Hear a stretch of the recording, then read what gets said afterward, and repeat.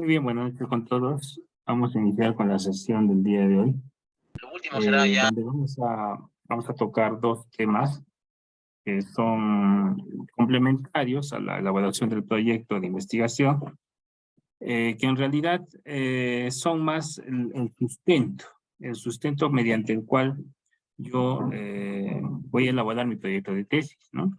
Este sustento es importante para yo poder aproximar una tentativa previa de cuánto tiempo me va a durar en plazos, porque siempre es bueno indicar un plazo de ejecución y cuánto me va a costar esta ejecución. Entonces, muchos de los proyectos de investigación, tanto de tesis como de investigación multidisciplinaria, solicitan esta información, debido a que nos da una idea muy clara de al menos en qué tiempo se puede completar el trabajo de investigación. Eso por un lado. Y por otro, si es que vamos a requerir financiamiento, porque algunos proyectos podrían realizarse a nivel de convenios, lo que yo quisiera saber también es cuánto va a costar este financiamiento, qué aditamentos, insumos, requerimientos o servicios voy a utilizar para poder gestionar el proyecto de investigación. Por esta razón, estos dos requisitos son indispensables, especialmente en proyectos multidisciplinarios, cuando trabajamos, por ejemplo, para concursos de proyectos de investigación, cuando trabajamos para propuestas de investigación con empresas, inclusive cuando nosotros elaboramos una propuesta de investigación y queremos obtener financiamiento internacional. En el caso de los proyectos de tesis, tanto de pregrado y de posgrado, nos piden esta información más como una referencia adicional, en el sentido que esta referencia pues, nos da una idea algo clara de lo que podríamos tener en consideración al momento de presentar el proyecto. Hay veces, muy pocas veces, pero hay veces, algunos de los jurados de tesis se fijan en esta información para indicar qué tanta inversión va a hacer, porque acuérdense que nosotros cuando desarrollamos un proyecto de tesis, en realidad nos autofinanciamos. No, muy raras veces pedimos financiamiento externo, no hacemos convenios, ¿no? Y al tener que autofinanciarnos, tenemos que indicar un plazo de ejecución. Este plazo de ejecución básicamente es la elaboración del cronograma. El cronograma como tal nos va a dar una idea de en cuánto tiempo el proyecto se va a gestar y obviamente a presentar los resultados, teniendo en cuenta también algunos plazos institucionales. Por ejemplo, un proyecto de tesis, una vez que pasa a la evaluación por jurados y es aprobado, porque en el caso de la Universidad Nacional, por ejemplo, es doble ciego. Eso significa que el tesista no sabe quiénes son sus jurados y los jurados tampoco saben quién es el tesista, ¿no? Los únicos que tienen comunicación es con el director. Nosotros como jurados sabemos quién es el director, pero no sabemos quién es el tesista y al mismo tiempo el tesista no conoce los miembros integrantes del jurado. Esto se ha utilizado como un criterio para poder sustentar, diremos, la parte investigativa que exige la ley universitaria, en el sentido de que los trabajos de investigación deben pasar por un estricto control de calidad y deben ser también concordados o corroborados con lo que se hace en artículos científicos. Entonces, un artículo científico pasa justamente por ese filtro. Una vez que se aprueba el proyecto, nos dan 2 o 3 meses de plazo para iniciar el proceso de ejecución, mínimo. Eso significa que si yo tengo el proyecto aprobado el día de hoy, no lo puedo presentar hasta dentro de 3 meses aproximadamente. El sistema no está habilitado porque no es lógico que un proyecto de investigación pues dure menos de ese plazo. Por lo tanto, uno de los requisitos que se va a exigir al momento de la revisión del proyecto de tesis es ese plazo. Debería de ser al menos, como mínimo, 3 meses o más. Y hay que tomar en cuenta eso, ¿no? Un trabajo teórico, por ejemplo, de gabinete, pues se hace en 1 mes y medio, máximo 2 meses. Un expediente técnico incluso tiene que salir en 1 mes, como límite de plazo, dependiendo de la complejidad del proyecto. Por lo tanto, si nosotros lo consideramos tal cual, no va a ser aprobado debido a que está fuera, está en un plazo más corto del mínimo para poder hacer su presentación. Eso implica que el proyecto de investigación no es complejo. Y al no ser complejo, no amerita su aprobación, diremos, ¿no?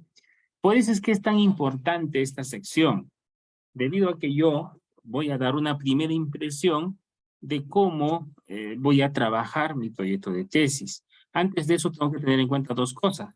Son dos elementos los más importantes para yo identificar primero la viabilidad de mi proyecto, que es una ejecución, que sería el cronograma de ejecución, y por otro lado, el costo. También me va a dar una idea de cuánto voy a invertir, o en este caso autofinanciar, porque esto es autofinanciado, para la elaboración del presupuesto. En esta primera sección, lo que nosotros vamos a trabajar es básicamente el cronograma. ¿Cuáles son las técnicas, las estrategias y los procedimientos para la elaboración del cronograma? En el aula virtual se va a subir también los materiales referentes a esto. En el caso de este taller son 2 materiales que se pueden utilizar como referencia. No necesariamente tiene que ser exactamente igual, es simplemente una referencia que ustedes lo pueden utilizar al momento de elaborar la tesis, y cuando hagamos el taller les voy a explicar, ¿no? Porque en realidad esta sección requiere un formato que cada institución lo da. No todas las instituciones tienen o cuentan con el mismo formato. Por lo tanto, yo elaboro primero el cronograma, y una vez que elabore el cronograma, pues voy a transformarlo o adaptarlo al formato que me pide la institución a la que pertenezco. Eso hay que tener mucho en cuenta, ¿no? No puedo imponer mis formatos cuando estos han sido aprobados previamente. En el caso de los cronogramas, vamos a trabajar con el término actividades. Cada una de las actividades debe estar planificado en semanas, en meses, quizás en quincenas, en semestres o inclusive en años. Hay que tener en cuenta que el plazo máximo que nos dan para la presentación, el mínimo era 3, pero el plazo máximo es de 2 años. Eso significa que mi proyecto de investigación, si es longitudinal, que podría ser el caso de un estudio antes y después, el ex post, no podría yo superar los 2 años de ejecución, porque posteriormente a eso, también por cuestiones de normativa, especialmente en pregrado, hace que el proyecto no sea viable. Entonces, ese sería mi límite, ¿no? Un mínimo de 3 meses de ejecución y un máximo de 24 meses de ejecución, o sea, de 2 años. Dentro de ese rango puedo trabajar. Esa es una limitante que nos dan, por ejemplo, en pregrado, por la cual nosotros no podemos hacer investigación exploratoria, porque una investigación exploratoria es longitudinal y a veces el tiempo es insuficiente. Pero esto cambia en investigaciones de nivel de posgrado, especialmente en doctorado, ¿no? En el caso de doctorado incluso puede llegar hasta los 4 o 5 años, dependiendo de la institución, dependiendo también el tema, porque es más complejo y a veces requiere mucho más tiempo para su ejecución. Pero en términos muy concretos y muy semejantes en la mayor parte de los formatos, ese es el periodo con el que solemos trabajar, ¿no? Entonces el día de hoy vamos a ver en esta primera parte a qué se refieren cada uno de estos cronogramas. Para eso, primero tengo que entender un concepto. Ese concepto es ¿cómo organizo mi información? Más allá de qué cosa voy a poner. Primero tengo que entender el concepto de organización. Esto que les voy a mostrar es un tema relacionado a la selección, organización de muestras, que también se hace con más detalle en un curso para elaborar el borrador de tesis, ¿no? Cuando nosotros hacemos el borrador de tesis, consideramos esta sección con mucho más detalle porque es muy importante al momento de ejecutar el borrador de tesis. Ahora que estamos en en proyecto y especialmente en pregrado, pero es necesario entender los criterios, pero no van a ser tan importantes en el sentido de que no los voy a colocar en el proyecto. Esto no va en el proyecto. No va en ninguna sección, a menos que yo lo quiera adicionar, ¿no? Nuevamente, el formato no me lo exige, y como no me lo exige, yo no puedo imponer formatos propios. Bajo esa consideración, sí necesito entenderlo, ¿no? Así que trabajaremos con los requisitos para seleccionar datos. Ya habíamos hecho una sección anterior en un cuadro de operacionalización de variables. En el cuadro de operacionalización de variables requeríamos información. ¿A qué se refiere esa información? Básicamente es el enunciado de estudio. El enunciado de estudio es el que me marca la línea en la que voy a trabajar, que está relacionado con mi línea de investigación, con mi problema de investigación.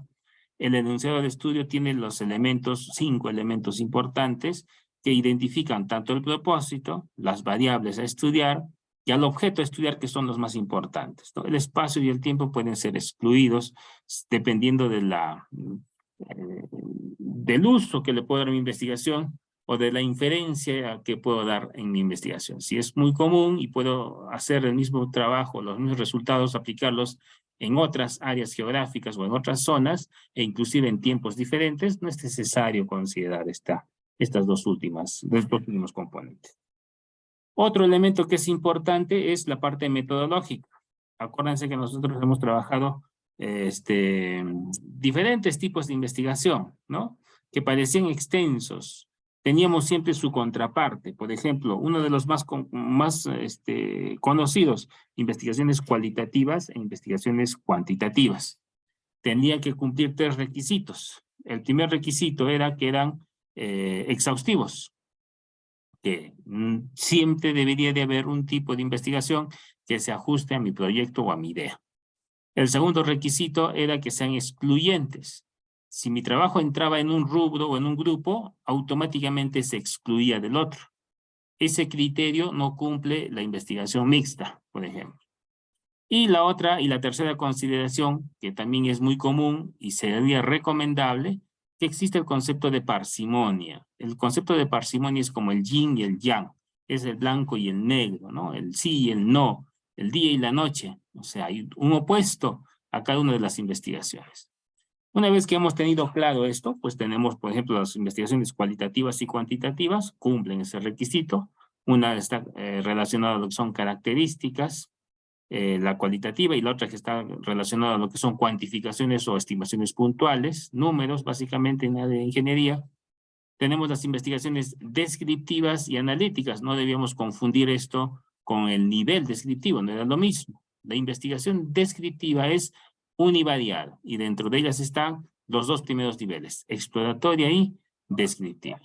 Y por el otro lado tenemos las investigaciones analíticas, que son multivariadas, que son 2 o más variables, ¿no? Que la gran parte de trabajos de investigación suelen tener. Por otro lado tenemos las investigaciones puras o básicas.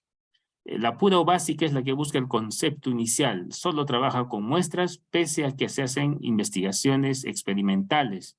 Solo trabajamos con muestras, no modificamos la variable, no cambiamos o alteramos la variable, sí que la forzamos, pero en laboratorio.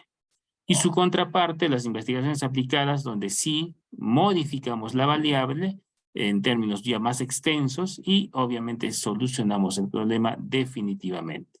No hacemos propuestas, no hacemos manuales, no hacemos guías como posibles soluciones, sino solucionamos definitivamente el problema, lo cual en realidad es una utopía. Un problema no se soluciona definitivamente. Siempre que lleguemos a una solución aparente, aparecen nuevas variables y nuevas complicaciones. Siempre va a pasar eso, ¿no? Por eso es que es muy difícil concluir una línea de investigación y justamente esa es la razón por la que muchos investigadores tienen años desarrollando sus proyectos de investigación y bueno, no es que no encuentren la solución, sino que están viendo diferentes ramas, diferentes niveles de investigación. Por ejemplo, yo me dedico a mi línea de investigación desde el año casi 2012, 2011, 2012, he empezado a trabajar con mi línea de investigación. Ya estamos 2023 y sigo desarrollando trabajos, obviamente los que a medida que voy avanzando también voy publicando. Esto se relaciona con las investigaciones observacionales por un lado y experimentales por otro. Ese es otro tipo. Las observacionales eran las que podíamos solamente ver o visualizar externamente, ver el fenómeno externamente. Pese a que hacíamos ensayo de laboratorio, no era una investigación experimental, era observacional porque era una muestra. Mientras que las experimentales ya son experimentos, había que verificar si eran experimentos verdaderos, eran cuasi experimentales, etcétera, o experimentos puros, ¿no? Etcétera, etcétera. Y por un último lado tenemos las investigaciones longitudinales y transversales. La longitudinal está en función del tiempo y la transversal es en un solo momento de tiempo. Estas investigaciones van a depender mucho de la complejidad que yo necesite analizar o en algunos casos simplemente ver un ítem muy puntual de lo que estoy trabajando, que sería en un solo momento de tiempo. Hay muchas más, por ejemplo, las inferenciales, las inductivas y deductivas, las de laboratorio y las de campo. No las hemos tocado en esta sesión porque son más relacionados a unas tesis de investigación en el nivel de posgrado, pero sí se pueden considerar también, aunque también no son tan comunes, pero la que sí es muy común es las investigaciones prospectivas y retrospectivas, que es el ejemplo que estamos trabajando acá, en este taller, para este ejemplo de esta sesión. Las investigaciones prospectivas son datos que yo estoy tomando, yo los estoy elaborando, yo voy a hacer las mediciones propias en un momento determinado. O las retrospectivas son las que yo voy a copiar en base a criterios tomados previamente. No sé con qué criterio se tomó, no sé cuál ha sido el nivel de control de calidad que hayan tenido los datos, por lo tanto no puedo cometer sesgo y combinarlas, ¿no?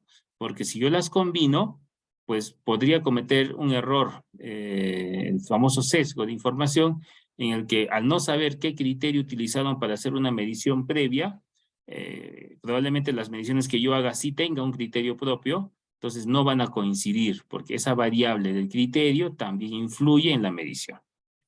Para este ejemplo, el enunciado son factores relacionados con la calidad de autoconstrucción, o sea, viviendas autoconstruidas de albañilería en una zona de la ciudad, ¿no? Y investigación que yo la estoy haciendo, por lo tanto es prospectiva.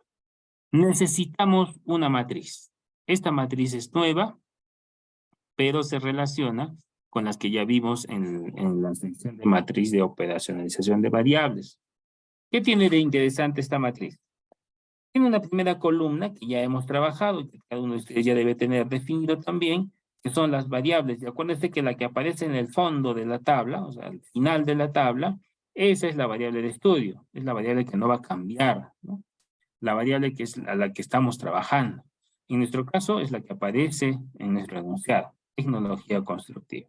Y las otras variables son variables o características que se relacionan con la variable de estudio, como puede ser algunas características del propietario, como puede ser el sexo del propietario, si es varón o mujer, la edad del propietario, el área construida, la calidad en la que se ha construido esta vivienda, experiencia ha tenido el constructor, qué conocimientos en el área de seguridad tiene, conocimientos sobre las normas, el reglamento, qué tipo de actividad física desarrolla, por ejemplo, el trabajador. Esta es una variable que se ha colocado solo como ejemplo, pero podría ser que este trabajador pues, hace ejercicios muy frecuentemente. Esta actividad física sirve para medir, por ejemplo, el nivel de masa corporal. ¿Cuál es la carga de diseño con la que ha sido diseñada el edificio, valga la redundancia? A nivel de diseño puede ser carga muerta y carga viva, dependiendo del uso. Puede ser una vivienda común, que puede ser entre 200, 250 kilos por metro cuadrado, o quizás oficinas, que podría llegar hasta 300 o 400 kilos por centímetro cuadrado. Y la antigüedad de la construcción. Todas estas variables ya las hemos identificado y se relacionan con la tecnología constructiva. Habíamos visto en el cuadro de matriz de operacionalización de variables la columna indicador. El indicador era dónde voy a obtener esta información, de qué manera la voy a obtener y cómo la voy a medir. Por ejemplo, en el caso del sexo, yo utilizo el criterio de caracteres sexuales secundarios, porque los primarios era visualizar los genitales directamente. En este caso, el DNI está dentro de este grupo de caracteres sexuales secundarios o el testimonio, ¿no?, del entrevistado. Y así cada uno de ellos. La edad está en función de una fecha de nacimiento, con el cual yo voy a sacar una distancia para ver qué tiempo ha pasado. El área construida es el área de la vivienda, la calidad de construcción es la resistencia del concreto, la experiencia la puedo recolectar mediante un cuestionario, ahí está la información, porque la experiencia no la voy a poder recolectar en otro lado, o quizás también puedo trabajarlo en función a un file, un documento donde aparece su experiencia documentada. El conocimiento de seguridad necesariamente tiene que ser un cuestionario, porque esto no lo puedo encontrar en el file, por más que tenga cursos de capacitación, eso no me garantiza que tenga conocimientos, yo tengo que evaluarlo. Igual en el caso de la norma, ¿no? El hecho que haya seguido cursos, charlas, haya estado en foros, no garantiza necesariamente que tenga un conocimiento. Por lo tanto, es necesario validarlo con un cuestionario. La actividad física es el índice de actividad física diaria, la carga está en función al reglamento y la antigüedad está en función a la edad de construcción. Esto que está acá, el de los indicadores, lo hemos visto nuevamente, les repito, en el taller donde está la matriz de operacionalización de variables. Así que más detalles, hay que regresar a ese video donde se puede visualizar con más detalle cómo se obtenía. El valor final era cuál era la unidad de medida o la medición cualitativa con la que iba a obtener el resultado. Por ejemplo, en el sexo podría tener solo dos posibilidades, ¿no? Masculino o femenino, más allá de las otras que se han creado. Actualmente solo existen dos, porque estamos hablando de caracteres sexuales, no de percepciones o impresiones o gustos, es muy diferente, a menos que mi estudio lo requiera, ¿no? La edad la voy a obtener en años. Estas serían las unidades de medida. El valor final es la unidad de medida final. El área construida, metros cuadrados, la calidad constructiva puede ser en una escala de Likert, bueno, regular o malo. Nosotros lo hemos considerado esto como variables de características. Son bueno, regular y malo, es una variable, puede ser politómica, ¿no? Son diferentes, no interesa el orden. Pero ya podríamos organizarlo incluso como una variable ordinal. La experiencia puede ser en años. El conocimiento también es una calificación, A, B o C. Ahora se califica así: A, que ha logrado el conocimiento obtenido; B, que está en proceso de obtener el conocimiento; y C, que está en inicios. O sea que, bueno, no tiene mucho conocimiento, pero que está en inicio. Esto ha cambiado de la calificación tradicional que se tenía de hasta hace algunos años, que la nota iba de 0 a 20, en el caso del Perú, y de 0 a 10 en algunos otros países. Ahora se califica bajo ese criterio. La actividad física puede ser una persona muy activa, una persona sedentaria. En el caso de la carga, está en toneladas, para hacer que los valores no sean tan grandes, los números. En la antigüedad, en años. Y por último, la última columna me decía el tipo de variable. Esto me ayudaba a hacer el cálculo estadístico, ¿no? Para si hacía relación, para saber qué estadística utilizar. Teníamos las nominales dicotómicas, que solo son dos. Las numéricas, que pueden ser años, como es continua, no cuenta el cero. Las de razón, que pueden ser también años, con decimales. Ordinales, hay dicotómicas, hay de intervalo, hay continuas. Esto, como les dije, ya hemos trabajado. Así que hay que recuperarlo de la sesión de operacionalización de variables. De esta tabla, ¿cuál vamos a trabajar? Vamos a descartar lo que son valores finales y tipo de variable, y solo nos vamos a quedar con los dos primeros, la variable y el indicador. Para llenar esta tabla, y solamente como repaso y refuerzo, lo primero que se hacía es identificar la variable.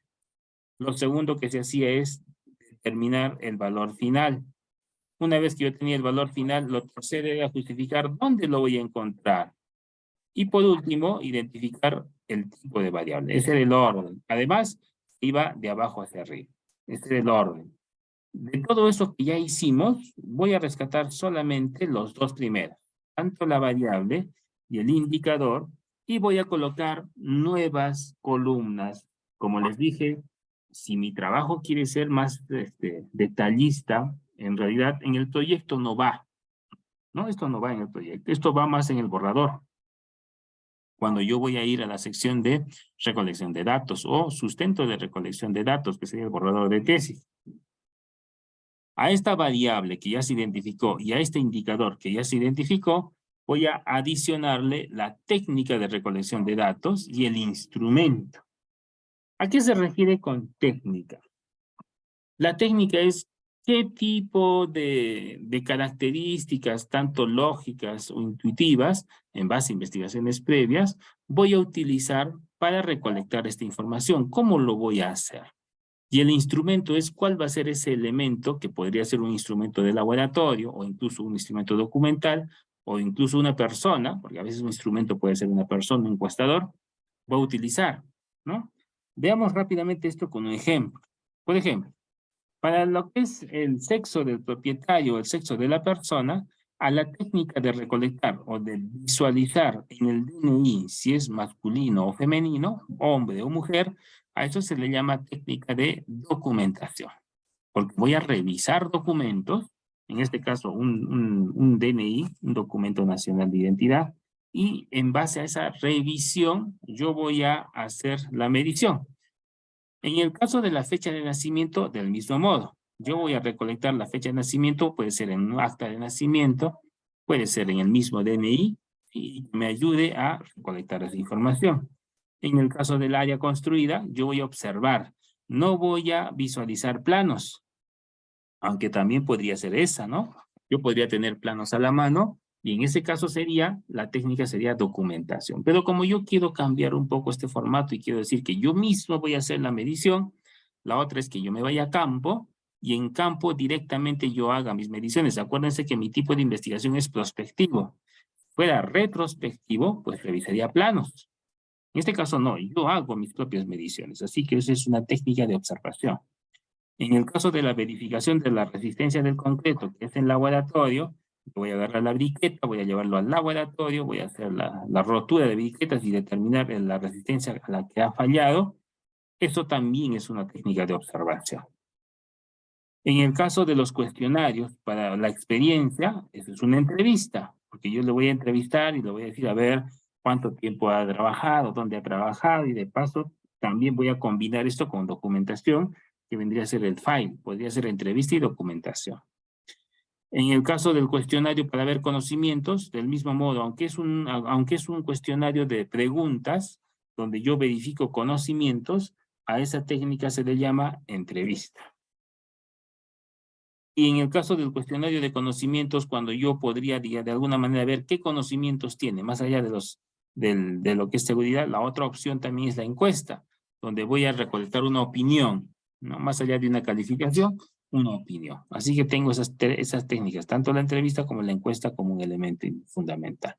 Cuando vimos el capítulo o el taller de operacionalización de variables y la medición, ahí vimos varias de estas técnicas como concepto.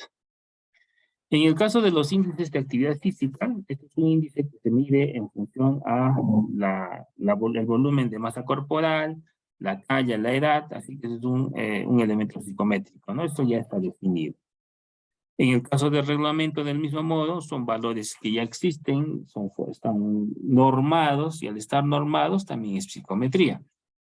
Y en el caso de la fecha de construcción, nuevamente es la documentación. Por lo tanto, las técnicas lo que me muestran es cómo yo voy a observar o obtener esta información, y podrían ser técnicas documentarias, observacionales, puede ser de entrevistas, de encuestas o recolección en función a cálculos, que es la parte de psicometría. A esto hay que complementarlo con los instrumentos. ¿Qué instrumento requiero para recolectar estas variables? En el primer caso, el hecho de que yo tenga el DNI a la mano, lo verifique, ya estoy recolectando información. No necesito ningún medidor externo. No necesito ningún equipo que haga esa medición, porque yo al momento de estar visualizando la información, ya hice la recolección. Por lo tanto, ahí no hay un instrumento como tal. A menos que yo tenga un asistente y bueno, sería muy burocrático, pero podría agarrar el DNI, facilitar eso a mi asistente para que tome nota. En ese caso, pues el instrumento sería la ficha de recolección y el instrumento sería el encuestador. Esto se va a repetir en todos los documentos que yo visualice, ¿no? Los documentos es una primera fuente de verificación, por lo tanto no tiene instrumentos. Todo documento que tengo a la mano ya va prácticamente la medición como tal. Pero cuando yo tenga, por ejemplo, el área, voy a observar, pero para hacer esta observación tengo que tener una escala de medición. Esa escala de medición puede ser una estación total, un teodolito, o lo más rápido, un flexómetro. para hacer la medición, ¿no? Ahora incluso hay punteros láser electrónicos donde con simplemente apuntar a un punto, el rebote de la luz ya me da la distancia. También son elementos que puedo utilizar, ¿no? No hay problema. Pero es la medida, con qué instrumento voy a sacar la medida, que es lo que me interesa. En el caso de la resistencia del concreto, tengo dos posibilidades. Podría utilizar y sacar la muestra con un esclerómetro o hacer el estudio un poco más exacto, pero más caro, con un estudio de extracción de una diamantina. ¿Cuál me va a dar mejores resultados? Obviamente la diamantina, pero es muy costoso o es más costoso. En el caso del esclerómetro, no es una información acertada, especialmente cuando ya se ha trabajado acabados. Si yo tengo tarrajeos, por ejemplo, en columnas, en vigas, se recomienda que para el esclerómetro, después de haber seleccionado el área de punteo, el área de visualización, que se hace una malla, ¿no? Y se busca aleatoriamente alguna zona, tengo que eliminar el tarrajero para que no me dé un resultado falso. Acuérdense que el tarrajero tiene una proporción de 1 a 5 en mortero, cemento, arena. Así que en combinación con la viga, ese elemento es más rígido y obviamente me podría dar un resultado que no sea el adecuado. Así que yo tengo que desprender el tarrajeo hasta llegar al concreto de la estructura como tal para hacer esa medición. Vean que ahí ya empiezo con una primera dificultad. Y aparte es la escala de medición. No siempre el esclerómetro me da el resultado que yo deseo. Se acerca mucho. Por lo tanto, tengo que hacer muchos más puntos para poder hacer una correlación y verificar la desviación estándar. Y ver si todos mis datos son uniformes o es que hay alguno que se ha dispersado mucho, hay mucha dispersión. O en el caso de la diamantina, pues no ocurre eso, ¿no? Extraigo la muestra, lo llevo al laboratorio y lo que me dé la resistencia es prácticamente lo que va a pasar en la viga. Eso ya va a depender mucho del investigador. En el caso del cuestionario, como yo voy a hacer una entrevista, el instrumento es el que hace la entrevista. Puedo ser yo o puedo encargarle a alguien que haga la entrevista, pero es necesario tener en cuenta que este instrumento tiene que estar capacitado. Yo no le puedo pedir a cualquier persona que lo haga. Yo tengo que primero instruir cuáles son las condiciones, en qué medida tiene que hacer esta medición y para no cometer los errores de sesgo, tiene que evitar darle respuestas anticipadas en entrevistas. Yo no puedo hacer o forzar la respuesta con una mala pregunta. A veces la misma pregunta hace que forcemos por qué alternativa podemos optar. Entonces ahí tiene su complejidad también. Pero el entrevistador como tal sería el instrumento. Del mismo modo, en el caso de cuestionarios o conocimientos, y como en algunos otros casos, como voy a hacer una evaluación, pues podría ser más bien la ficha. Yo tengo unas 5 o 4 hojas con preguntas de conocimientos, más allá de que el encuestador o el entrevistador vaya a ser parte del instrumento, en realidad ya no se va a recolectar, porque en este caso los entrevistadores recolectan información y la van anotando. Pero en el caso de una evaluación de conocimientos, yo podría utilizar el cuestionario como tal, las preguntas como tal, que son una cartilla o un documento de 20 preguntas, 50 preguntas, qué sé yo, en el área en el que quiero conocer el conocimiento, entonces ahí el instrumento se vuelve el mismo cuestionario. En el caso de la actividad física, es el famoso índice de actividad física, que es con el cual voy a optar para recolectar esta información. En el caso de la normativa, es la misma norma, pero relacionada a lo que son cargas de reglamento. Y en el último caso, nuevamente, el reglamento, ¿no? Si se dan cuenta, estas dos columnas, tanto la técnica, cómo voy a hacerlo, y de instrumento, quién lo va a recolectar, son necesarios complementar. Esta matriz aparece en el borrador de tesis, pero lo vamos a utilizar porque es necesario conocer esto para la programación. Bien, ya tenemos nuestra variable, nuestro indicador, nuestras técnicas y nuestros instrumentos identificados una por una. Ahora desechamos indicador e instrumentos. Estos valores no los necesitamos. Lo que necesitamos es la técnica y la variable. Por lo tanto, empezaremos a trabajar otro concepto. Estrategias y procedimientos. son las mismas variables y veamos. En el caso de las estrategias es cómo es que yo voy a trabajar, o sea, una explicación. Por ejemplo, cuando yo voy a trabajar con el DNI, el procedimiento que yo voy a hacer es solicitarle el documento. No hay ninguna estrategia en eso, ¿no? Simplemente le voy y le digo, por favor, facilítame tu documento de identidad o verifico en su file el documento. O sea, ahí no hay estrategias. Es el procedimiento directo. En el caso de la edad, exactamente lo mismo.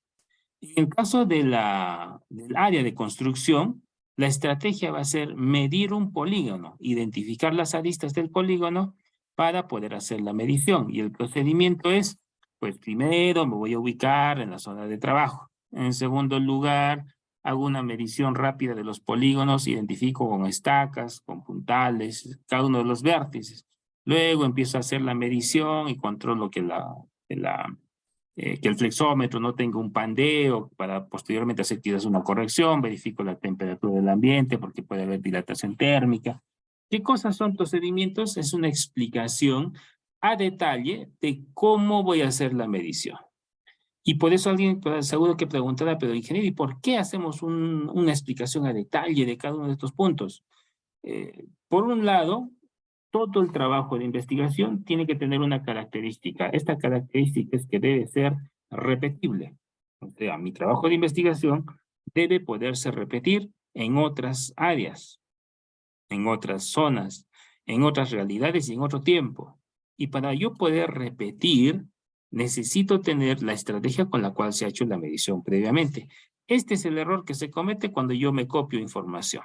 Cuando yo hago investigación retrospectiva, donde yo me he copiado información, no sé qué estrategias usaron, simplemente yo tengo la ficha de evaluación. Por ejemplo, generalmente esto ocurre cuando verifico la calidad de expedientes técnicos. Voy a verificar con qué calidad han sido elaborados los expedientes técnicos y ahí tengo una ficha de evaluación que han sido elaborados por supervisores en gestiones anteriores o incluso por ahí el procurador de la entidad ha hecho una evaluación, pues tiene esa información, pero en ningún momento me dicen cómo hicieron esa calificación.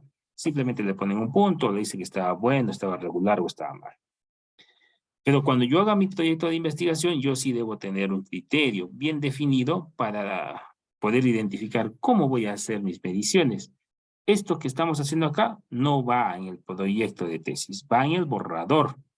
En el borrador debemos encontrar una sección donde yo pueda colocar cada uno de los procedimientos y las estrategias para que, repito, mi trabajo pueda ser replicable. Pero es necesario hacer este resumen como un ejercicio previo, porque después al momento de hacer el borrador de tesis esto se va a corregir, para tener una adecuada idea de cómo hacer mi cronograma.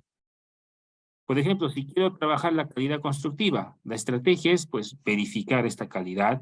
Podríamos utilizar y decir primero, voy a verificar la calidad de material del muro, la calidad de material del agregado, del ladrillo, la inclinación, cosas como eso, ¿no? Una explicación rápida.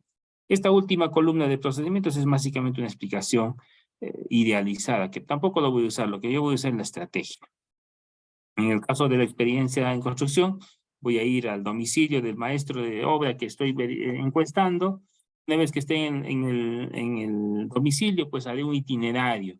A las 8 de la mañana voy a su casa, le toco la puerta y me presento, ¿no? Le digo que soy investigador, estoy haciendo mi trabajo de tesis, y le explico para qué es la entrevista, y de ahí empiezo a hacerle las preguntas, o sea, el procedimiento.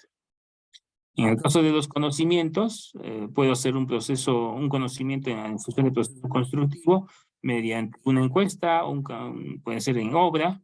En el caso de conocimientos sobre conocimiento de la norma, para evitar suspicacias y por ahí a veces cuando estamos en obra, por ejemplo, si nosotros hacemos este tipo de encuestas, generalmente no se acepta, porque el trabajador tiene temor a que se pueda identificar sus debilidades y obviamente si se identifican a las mismas, podría generar, primero, bajar de categoría, porque no tiene la categoría con la que está contratado, no es operario, y puede bajar su nivel económico, o sea, capaz le van a descontar, puede ser un temor, o que pueda perder el trabajo, ¿no? Hay que tener también mucho tino en eso. Entonces, como es así, y solo quiero saber qué conocimientos tienen, no quién sabe más o quién sabe menos, podría ser una encuesta anónima, por ejemplo. Y le puedo dar un límite de tiempo, como en el caso de un examen. Y el procedimiento lo explico paso a paso, y por qué estoy haciendo eso y para qué estoy haciendo eso. En el caso de la actividad física, igual puede ser anónima para que me digan con mayor sinceridad de qué actividad física hacen. En el caso de las cargas de diseño, puedo hacer un factor de amplificación de cargas, porque las cargas se tienen que mayorar de acuerdo al reglamento. En el caso de la antigüedad, simplemente verifico la fecha. No necesito ninguna estrategia. Veo la fecha y punto. Si se dan cuenta, el llenado de esta tabla básicamente habla sobre eso. Estrategias y procedimientos que me ayuden a que mi trabajo de investigación pueda repetirse en el tiempo, en otra, posiblemente tesis futura, en otra investigación futura, pero que todo trabajo de investigación debería de tener. Debería, digo, porque muchos no lo tienen. A veces obvian esta información y la esconden como si fuera algo secreto y que nadie debería ver, porque al ser mi estrategia, pues solamente yo sé, pero al final no puedo validar información, no puedo validar resultados si no he explicado cómo he hecho las mediciones. Por ahí, en base a esta recomendación, otro investigador podría dar una corrección y decir, el procedimiento para la recolección de datos de la variable tal no es correcto, porque se comete mucho error en la medición. Entonces se recomienda otro proceso de selección de muestras. Vean, eso retroalimenta la investigación, haciendo que se mejore cada vez. Para eso sirve esta tabla, pero en el borrador de tesis. Ahora que ya tengo este cuadro de procedimientos que en algunos casos son comunes, la forma de recolección de datos, desecho por momentáneamente, no los voy a borrar, sino que no voy a usar las variables, las técnicas, ni los procedimientos. Solo voy a usar las estrategias. Estas estrategias que las acabo de pensar, cómo voy a recolectar estos datos, qué es lo que voy a hacer, más allá del procedimiento detallado, son las que voy a utilizar para este ejercicio. Las estrategias me van a ayudar a identificar en forma adecuada mi cronograma. Si ustedes pensaban, y por cierto, la mayor parte de los que elaboran un cronograma, lo único que se suele imaginar es, bueno, para hacer un cronograma, ¿qué tengo que hacer? A ver, me invento qué voy a hacer, cuáles son los pasos que voy a tratar y hago directamente mi diagrama. No es tan sencillo como eso, ¿no? Cada estrategia está relacionada a una variable. Por lo tanto, cuando yo hago mi cronograma de ejecución, todas las variables deben estar descritas.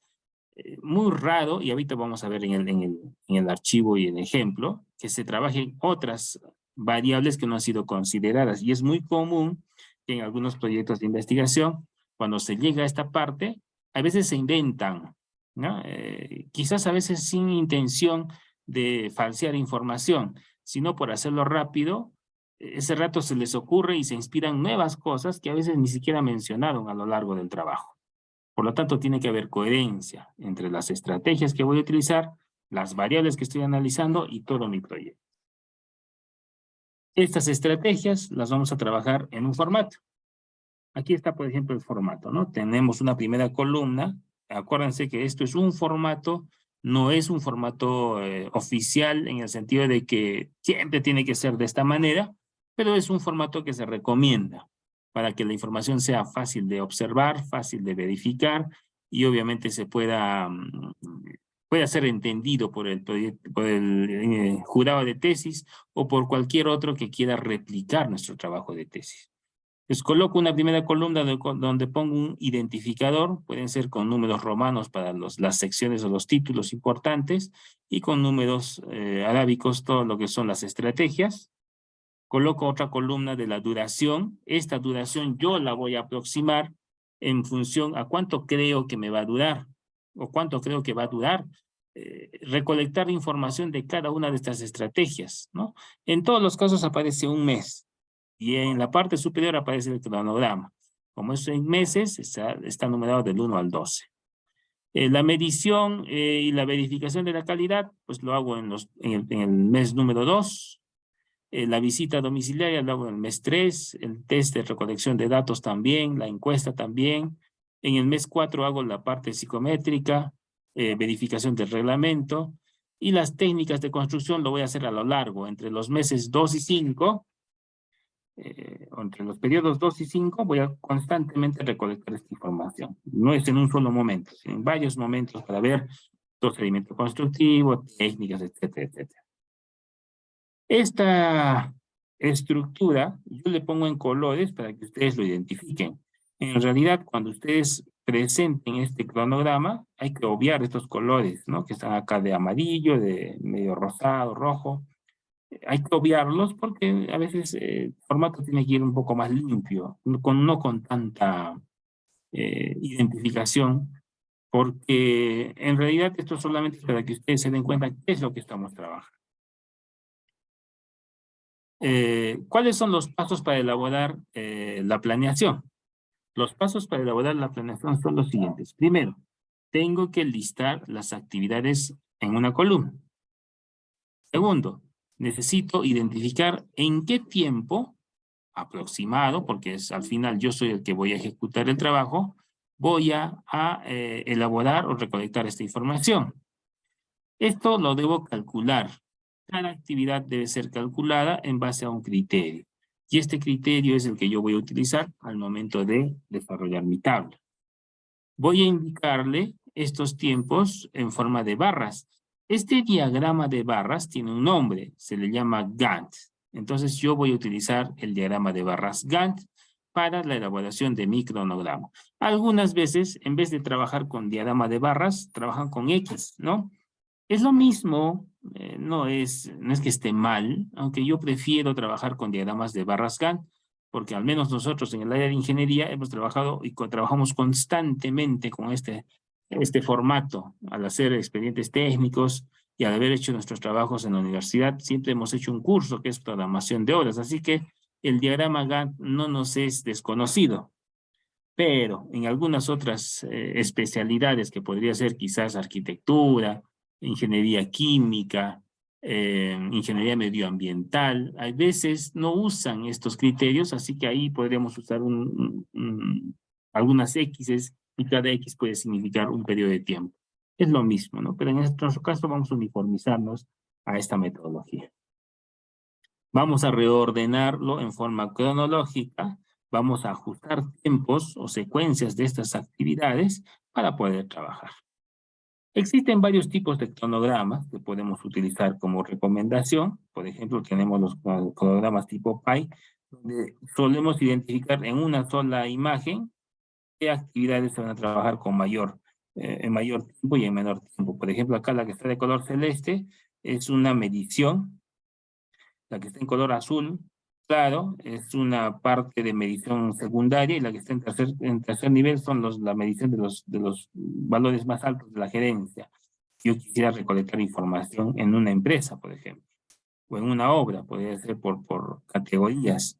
Este tipo de cronogramas no es fácil de identificar, pero es una estrategia. Algunos formatos, por ejemplo, me parece que en las universidades de Lima trabajan con estos dos formatos, algunas universidades. Por eso va a depender mucho el formato que ustedes están trabajando. Esto solamente me da una idea de cómo voy a disgregar el tiempo, pero esto se utiliza incluso para otras cosas, ¿no? Este ejemplo básicamente especifica el tiempo que voy a dedicar a cada uno de los trabajos. Existe el diagrama tradicional, que es el diagrama Gantt, que es el que vamos a desarrollar, donde una primera columna van actividades. Esto va dividido, puede estar en años, meses, semestres, trimestres, semanas e incluso días, ¿no? Dependiendo de la necesidad. Pero generalmente un proyecto de tesis se trabaja por trimestres o por meses. Muy raro que se trabaje por años, porque acuérdense el plazo. Nosotros tenemos 2 años como máximo.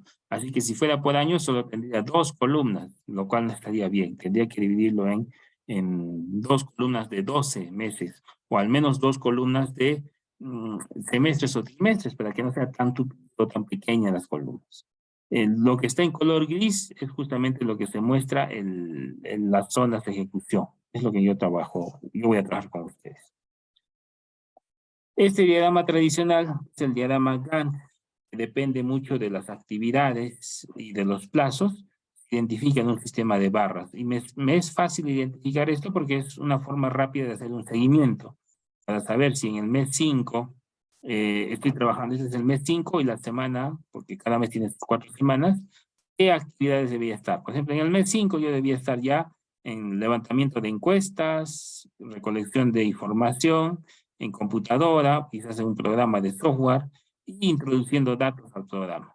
Eso es lo que me indica el cronograma, por eso es que es importante. Este cronograma es mucho más importante para el asesor de tesis, que quiere hacerle seguimiento al trabajo, ¿no? Esta es otra opción, ¿sí? Es lo mismo, puede trabajarse por fases también. O esta es otra opción, puede trabajar por etapas. Estas etapas van en colores, identificando que cada etapa es un color diferente. Algunas etapas incluso se trabajan con diferente tonalidad para una mayor rapidez al momento de identificación. Pero siempre va a ser escalonado, casi siempre una después de otra, sea que esté en un solo color o en colores, no es tan indispensable. La idea es tener el principio para su elaboración. Aquí otro formato, por ejemplo, estas son las actividades que son de primera recolección de información, como la redacción del trabajo, la elaboración del proyecto, que están en un color diferente. No le afectan a mi proyecto, simplemente son actividades que ya he trabajado. Y cuando estoy haciendo el seguimiento, por ejemplo, yo estoy haciendo el seguimiento por acá, ya lo voy cambiando de color. Esto ya sería un control de seguimiento. Y después lo que está en color azul es todo lo que me falta por trabajar. El diagrama PERT no se usa mucho, es un diagrama de flechas. Cada una de las flechas es una actividad y voy siguiendo cómo voy a trabajar, en qué orden voy a trabajar, qué actividad va antes, qué actividad va después. He visto que en algún par de casos, especialmente en universidades de Bolivia, trabajan con este formato, debido a que aquí se ve más rápido qué actividad va antes, qué actividad va después, para poder tener un orden de recolección de información. El diagrama Gantt no me da esto, ¿no?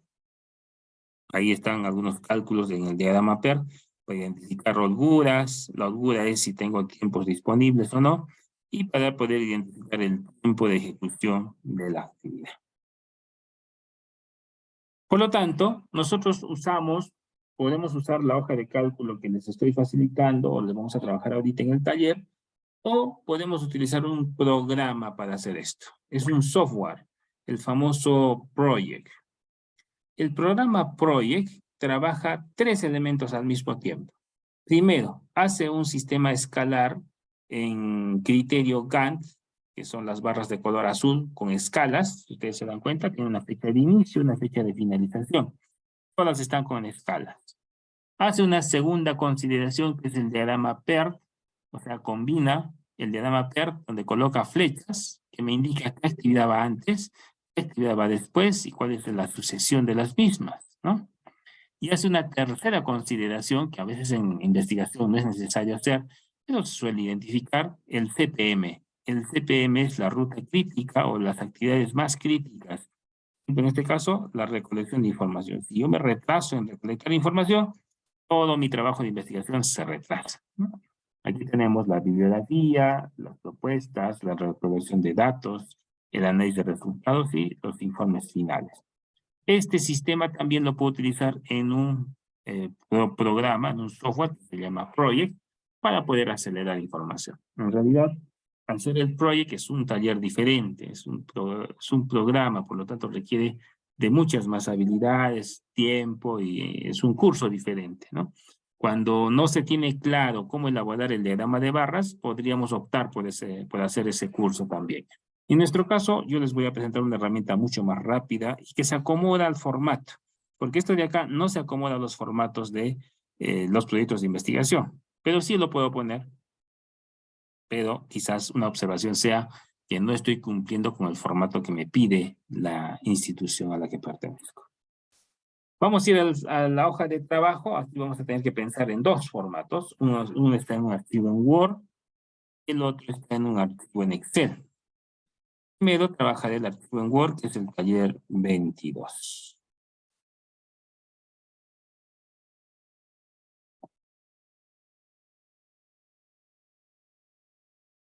Listo. Este archivo en Word lo van a encontrar ustedes en el aula virtual. Es la lección 22, el cronograma de ejecución. Necesito tener datos. Bueno, primero, mi enunciado de estudio. Ese es un dato importante. Mi enunciado de estudio es importante porque yo necesito tener claro qué cosa voy a estudiar. Y siempre es bueno recordar, aquí va a ir un propósito, lo voy a unir con variables, voy a identificar el objeto de estudio, en qué lugar lo voy a hacer, el espacio, la ubicación espacial, el tiempo, la ubicación temporal, ¿no? Esa estructura siempre la vamos a mantener. Además de esto, voy a trabajar acá mi tipo de investigación. Como el tipo de investigación solamente es referencial, yo voy a trabajar todos los tipos que se acomoden. Acuérdense que ya hicimos una sesión de metodología, ¿no? Donde les mostré los tipos de investigación. Yo, para poner un ejemplo, podría decir que mi investigación es analítica, a la vez es prospectiva, es cuantitativa, es puro básica,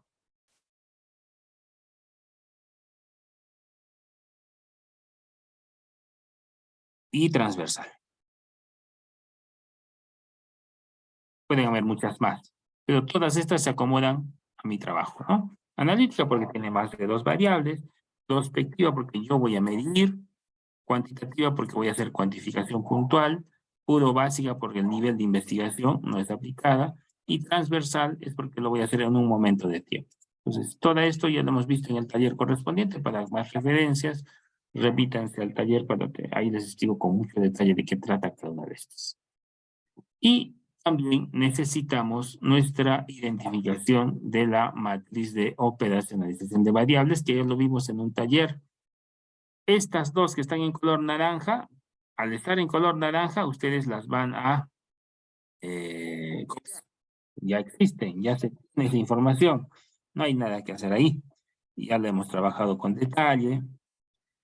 Por lo tanto, simplemente voy a copiarlas. Lo que sí voy a complementar son las estrategias de medición. Y los procedimientos no son importantes, pero es bueno darle una pequeña primera pauta, ¿no? En el caso de los procedimientos, yo podría, por ejemplo, vamos a poner aquí algunas estrategias, como para poner un ejemplo. Podría ser medición con polígonos, verificación de las calidades, visitas domiciliarias, test, encuestas anónimas, psicometría, mayoración de cargas, ya habíamos visto varias, incluso hay muchas más.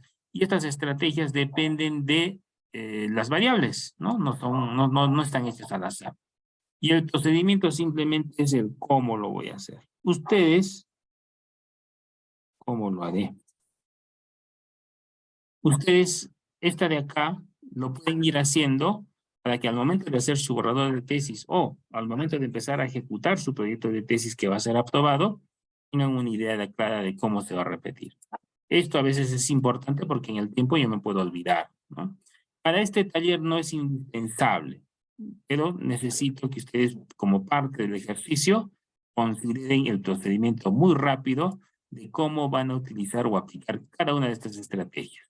De paso que al momento de hacer el procedimiento van a corregir automáticamente la estrategia, porque por ahí el procedimiento dicen una cosa y otra cosa, y se dan cuenta que la estrategia ya no se ajusta al procedimiento que están haciendo. Van a retroalimentar constantemente. Por lo tanto, una vez que hayan hecho estas dos, nos vamos a ir a este archivo. Y lo voy a compartir también. Y les voy a explicar de qué trata este archivo.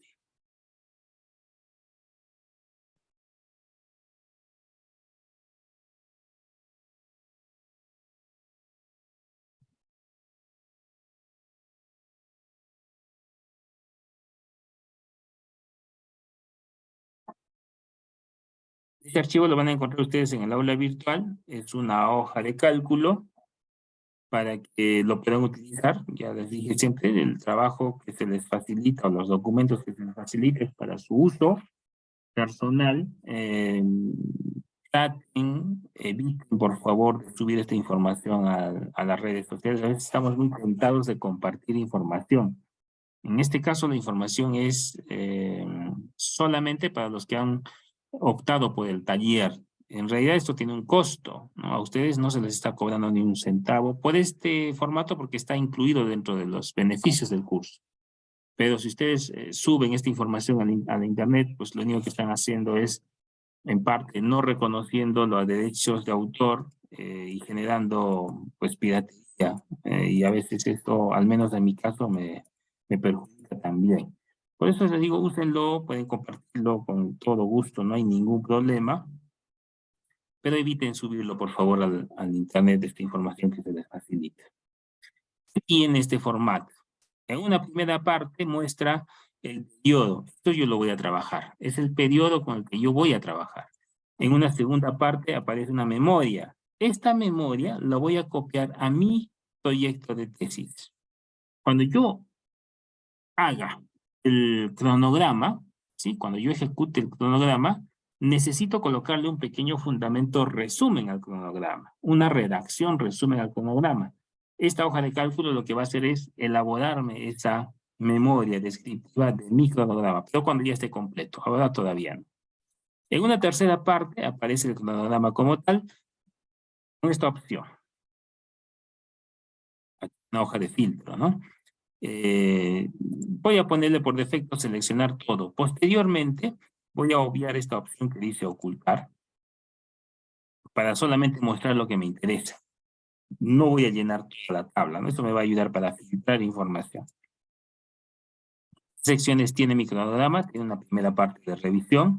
Yo recomiendo no colocar esto, ¿ya? Porque en un cronograma no menciona, no debe mencionar los aspectos previos a la ejecución de la tesis. No son indispensables. Pero si el formato me lo exigiera, porque a veces me exige mi asesor, uno de mis curadores me dice, en tu cronograma tienes que incluir, por ejemplo, la teoría. ¿Dónde está tu teoría? Recién directamente vas a ejecutarlo, te preguntas.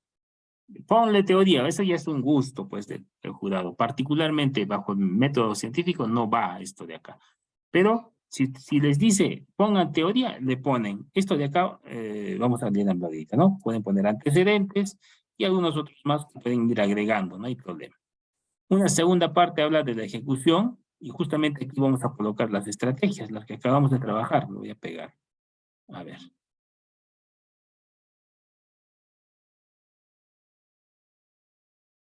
Esas son las estrategias que hemos trabajado. ¿No? El ejemplo, la medición de un polígono, la verificación de la calidad, la visita domiciliaria, el test, las encuestas anónimas, psicometría, cargas y... Ahí coloco mis estrategias, pueden ser unas cuantas, ¿no? Pero esto es lo más importante.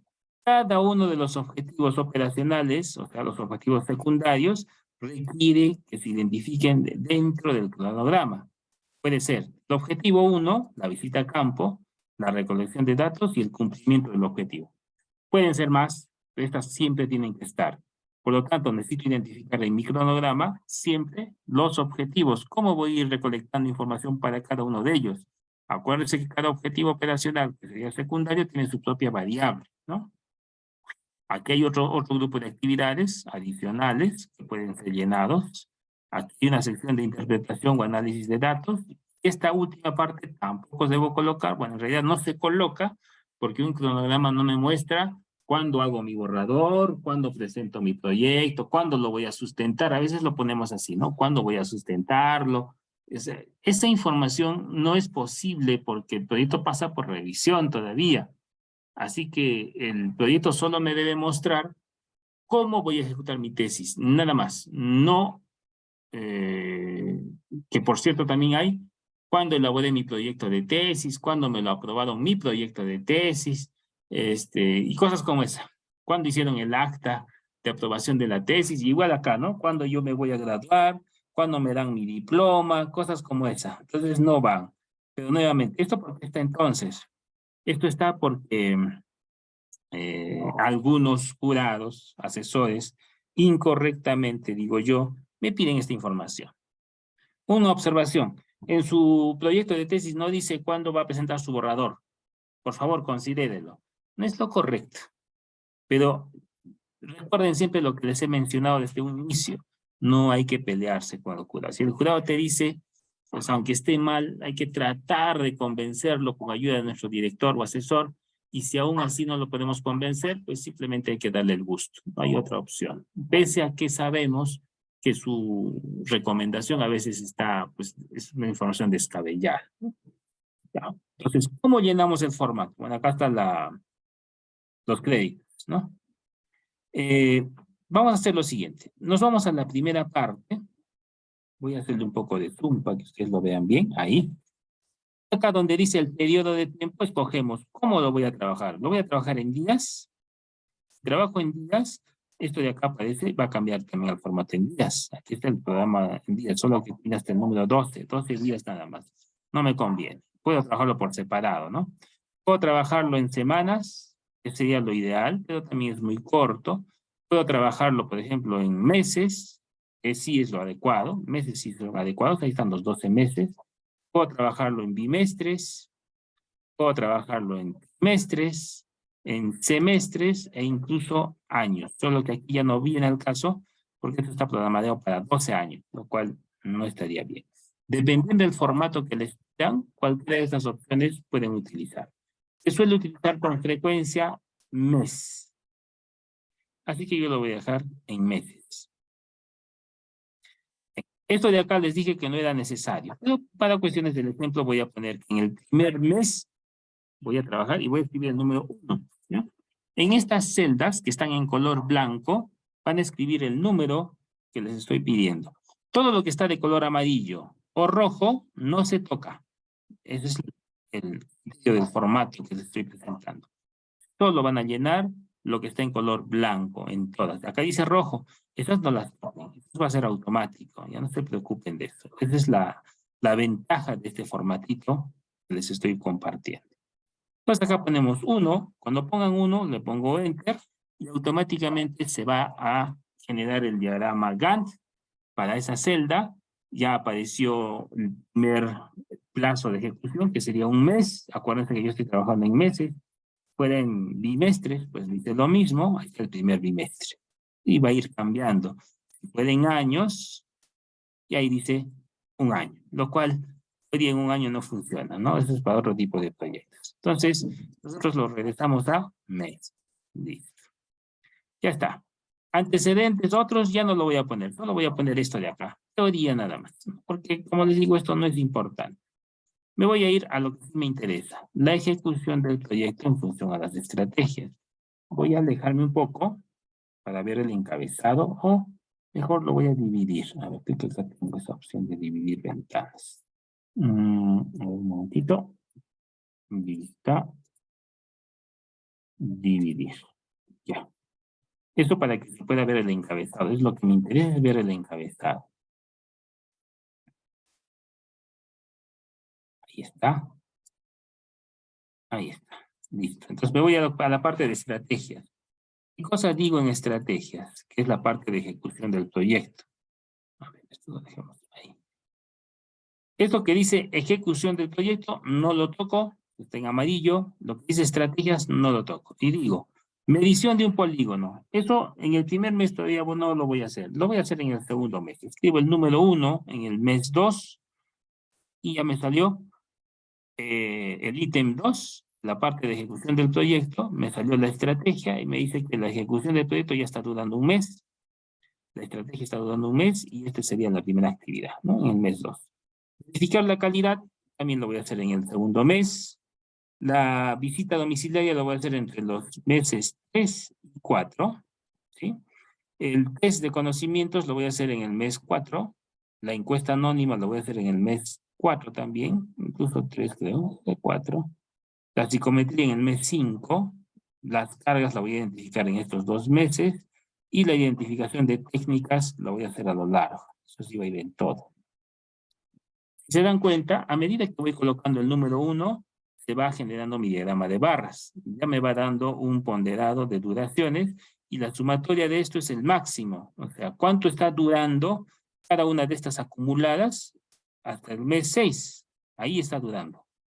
Pero empieza en el mes 2. Como empieza en el mes 2 y termina en el mes 6, el plazo que ha transcurrido es de 5 meses. Ahí está 5 meses y la ejecución es de 5 meses de esta segunda etapa, ¿no? La etapa anterior era un mes. Ahí está. Sigo trabajando. Me voy a lo que son objetivos. Por ahí tengo 2 objetivos. La visita a campo, la hago en el mes 1 y en el mes 2. La recolección de datos a partir del mes 3 hasta el mes 5, me parece. Y hasta el mes 5, no había más, a ver. Hasta el mes 6. Hasta el mes 6. ¿En qué mes cumplo? En el mes 7 cumplo con mi variable. Vean que se está llenando también los ítems acá, se están numerando. Como les digo, esto va a salir en orden al momento de que yo haga mi cronograma. Estas son cada una de las actividades que están numerando.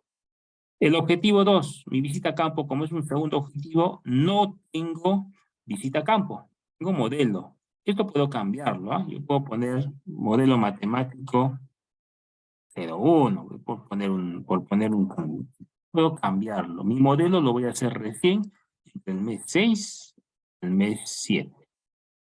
Mi modelado, mi obtención de resultados ya van a ir apareciendo en el mes 8. Mi cumplimiento va a ser en el mes 9. Este objetivo me dura 4 meses, a partir del mes 6 hasta el mes 9. No tengo objetivo operacional 3, no tengo objetivo operacional 4, tengo otras actividades, por ejemplo, ensayos de laboratorio, que lo puedo hacer en el mes 10, ¿sí? Tengo interpretación de resultados, mis datos están entre el 8, el 9 y el 10, voy a interpretarlos. ¿Voy a hacer una evaluación de resultados? No, no voy a hacer una evaluación de resultados. Acá abajo aparece esta sección, que es automática. Sí, cumplimiento de objetivos. ¿Cuándo se estoy cumpliendo? Acuérdense que eso ya hemos dicho acá arriba, ¿no? Aquí ya le he puesto dónde voy a empezar el objetivo 1, objetivo 2. Y aquí en morado me dice que todo esto es ejecución de objetivos. Mis resultados los voy a evaluar en el mes 10 también. Y mi informe final no se coloca, pero por ahí creo que va a haber la presentación del borrador. Ya, en el mes 11. Eso implica que mi proyecto va a durar hasta el mes 11. ¿No? 11 meses. Me hacen una pregunta en el chat. Es una pregunta curiosa. Dice, ¿qué pasa si no cumplo con mi cronograma? En realidad, como estamos en un nivel de pregrado, el cronograma no es una cadena a la que yo esté atado, ¿ya? Y como no estoy atado, es una propuesta nada más. Yo puedo hacerlo en el doble del tiempo si quiero, no hay ningún problema. No existe una normativa, al menos en tesis de pregrado, que me indique que yo debo cumplir estrictamente con mi trabajo que he programado. Debería, obviamente debería. Pero si yo estoy trabajando, por ejemplo, un proyecto concursable, que para este formato yo lo uso, por ejemplo, para dictar cursos de artículos científicos para proyectos concursables, ahí sí, obvio, pues en la parte de revisión bibliográfica, solamente hay ejecución, solamente hay objetivos, ya un poco de lo que es presentación, obvio también el informe, bueno, en este caso sí va el informe, ahí sí tengo que cumplir, porque en el caso de cuando son proyectos concursables, es un compromiso financiado, mensual, y al ser un compromiso financiado mensual, yo debo cumplirlo al derecho y al revés, ahí no me puedo no me puedo atrasar. ¿Por qué razón no puedo atrasarme? Porque es un presupuesto. Es como una obra, ¿no? Pues ustedes cuando están en una obra no se pueden atrasar. Cada vez que se atrasen les genera una penalidad y hay que crear un adicional, una ampliación de plazo. Pero eso es cuando estamos trabajando con presupuestos. Por ejemplo, si yo hiciera un convenio con una entidad para que me financien mi tesis, en ese caso sí tengo que cumplir estrictamente mi cronograma, porque esa es mi propuesta. Yo no puedo salirme de mi propuesta porque la empresa que me va a financiar también va a utilizar esto. Dice, a ver, en 11 meses, porque en la última parte aparece eso, ¿no? En 11 meses están mis resultados. Es decir, que en el mes 11 yo ya puedo disfrutar de alguna manera con los resultados de esta tesis que estoy financiando. Si yo lo trajera en 2 años, ¿qué creen que diría la empresa? ¿No? O si yo me demorara un mes más, lo hago en 12 meses, pues la empresa inmediatamente me va a llamar la atención, me va a decir cómo es, te estoy financiando y no me estás cumpliendo, ¿no? O sea, en esos casos sí, pero en este ejemplo que estoy poniendo, que por cierto me salió una duración de 11 meses, pues no necesariamente tengo que cumplir, no necesariamente. Muy bien, ahora que he hecho el llenado de todo lo que necesito, me voy a regresar a la parte inicial y me voy a ir aquí.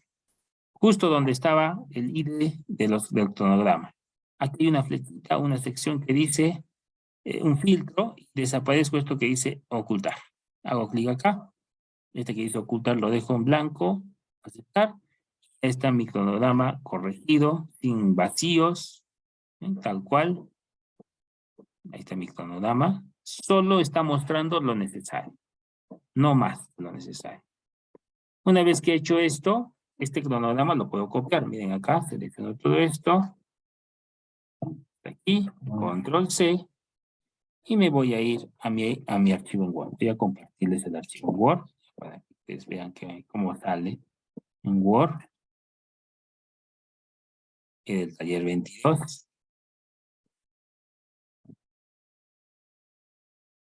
Ya, imaginemos que estoy ya en mi proyecto, ¿no? Aquí.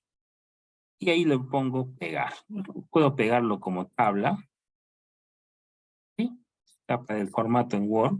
Puedo pegarlo como tabla si deseo. Ahí está listo para trabajar. A veces no entra el formato, pero en este caso está editado para que entre un archivo en Word. O la otra opción que tengo es pegarlo como imagen para poderle dar escala. Vamos a pegarlo como imagen. Inicio, pegar como imagen. Ahí está. La ventaja de tenerlo como una imagen es que yo lo puedo reducir al tamaño que yo desee, ¿no? Ahí está. Puedo centrar, lo puedo llevar a una diapositiva, ¿no? Por ahí tengo que hacer una presentación de mi proyecto. Si estoy haciendo un proyecto concursable, lo puedo llevar a un PowerPoint para hacer la exposición de cómo voy a ejecutar mi proyecto y solamente se muestra lo necesario. Ahí están las actividades. Tengo 20 actividades que estoy trabajando, un plazo de 11 meses, ahí está abajo en la parte inferior 11. O si no me gusta, porque acá, acuérdense que esto simplemente es una propuesta, en esta tabla le puedo quitar colores, ¿no? Hacer que las celdas cambien de color para que no tenga tanto color, que a veces simplemente es como referencia. Pero tal como está, lo puedo dejar. Lo que sí es necesario, y aquí lo voy a poner, es la famosa memoria.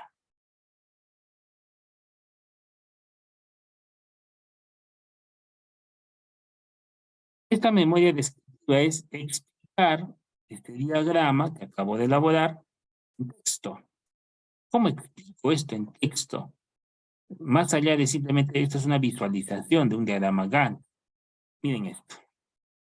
Voy a irme a esta parte que dice memoria. ¿Se acuerdan que en el Excel les había dicho que en la primera parte había una celda? Esto que está acá, simplemente me voy a donde dice memoria, control C, y le pongo pegar, control V.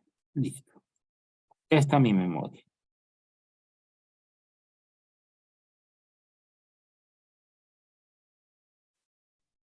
Eso lo voy a poner antes de mi cronograma. ¿Qué dice la memoria? Vamos a ver si funcionó. Dice, el presente proyecto de investigación, en base a un estudio preliminar de viabilidad, está programado para ser ejecutado en 11 meses continuos, los cuales iniciarán una vez aprobado el presente proyecto de investigación. Esta es la famosa memoria que va en esta sección de cronograma. En base al reglamento de la institución, puede ser la universidad en la que ustedes están, según el siguiente detalle. Y ahí aparece el cronograma que acabo de colocar. Entonces, esto que está acá ya me ha puesto que está en 11 meses. El cronograma también está consistente, dice 11 meses. Si pueden visualizar cada actividad principal, tengo 4 actividades principales, incluido el informe. Esta es la duración de las mismas y el detalle de la duración de cada una de ellas. Eso implica que cuando yo elaboro mi cronograma de ejecución tengo que tener mucho detalle. Pueden mejorarlo incluso más, pueden ponerle mayor información si desean. Y esto lo pueden hacer incluso en Project, ¿no? Aunque el Project me va a dar esta ventaja, no lo voy a poder hacer tan rápido. El Project tengo que hacer configuraciones todavía, tengo que correr el programa y hacer un montón de cositas. Entonces acá, para hacerlo más rápido, como para un proyecto de tesis, ya es suficiente. O como les he indicado, pueden trabajarlo como un gráfico y pues cambiarle la escala que ustedes deseen. No hay ningún problema. Bien. Eso con respecto a lo que es el cronograma. Ahora veamos lo que es el presupuesto. Vamos a continuar con la exposición porque a la par hay que trabajar el presupuesto también. El presupuesto es una un rubro que continúa al cronograma de ejecución, en el sentido de que tiene que estar vinculado. Elaborar el presupuesto del proyecto también va a depender mucho del criterio con el que yo voy a trabajar en mi proyecto de tesis. ¿Cuánto voy a invertir o cuánto yo voy a solicitar? Porque acuérdense que una tesis no solamente es autofinanciada, sino que yo puedo solicitarlo a alguna entidad privada para que me financien. Generalmente esto ocurre con las minas o las mineras, algunas empresas que trabajan producción de maquinaria, producción de productos, materiales, mejoramiento de materiales, calidad de materiales, ¿no? Ahí las empresas están muy al tanto de ese tipo de trabajos de investigación. O por otro lado podría ser, por ejemplo, para solucionar algún problema de un gobierno local, un gobierno regional, donde yo puedo darle información para que puedan mejorar sus proyectos, evaluar proyectos de mejor calidad, procedimientos constructivos, cosas como esa, y donde el municipio, si es que le interesa y yo sé convencer o sé vender mi proyecto, podría obtener un financiamiento adicional. Por eso es necesario sustentarlo en función a un presupuesto. Este presupuesto es el segundo elemento de la elaboración del sustento de la ejecución de mi proyecto de investigación. Básicamente va a trabajar instrumentos, materiales y recursos. Los instrumentos, los materiales y los recursos necesarios tienen que ser cuantificados en costos de mercado actualizados a la fecha. ¿Qué es lo que se tiene que ver? Lo primero que se tiene que identificar es algo que ya hemos visto, el enunciado, eso no nos vamos a escapar, el enunciado es el mismo, el tipo de estudio y la matriz que ya les expliqué con detalle en las diapositivas anteriores, ¿no? Donde había variables, indicadores, valor final con el que hoy voy a trabajar y el tipo de variable que voy a trabajar. De todo esto, nuevamente vamos a desechar lo que son valores finales, lo vamos a guardar en memoria para otro momento y vamos a generar dos columnas más. Las técnicas de recolección de datos y los instrumentos que también ya lo hemos visto. Acuérdense que en las técnicas teníamos las técnicas documentarias, las técnicas de observación, las entrevistas, las encuestas, algunos elementos numéricos psicométricos, documentación y, bueno, observación. Existen muchas otras técnicas, pero estas son las más usuales, ¿no? Si ustedes quieren ampliar el concepto de técnica de recolección de datos, entran a Internet y encuentran muchas más técnicas de recolección de información. Ahora, tiene que tener relación con la variable que están estudiando. Si es que no es así, va a ser difícil. Y por otro lado tenemos los instrumentos, ¿no? Habíamos dicho que cada vez que trabajamos con documentación, no hay un instrumento como tal, porque la documentación ya es información. Los instrumentos pueden ser instrumentos de laboratorio, pueden ser instrumentos de recolección de información, de procesamiento de información, como pueden ser los flexómetros, estaciones totales, esclerómetros, el entrevistador, la entrevista, el cuestionario, los índices de actividad física, la cuantificación de normas o reglamentos. Esto de los instrumentos también tiene que tener relación con la variable. ¿Por qué era necesario hacer esto?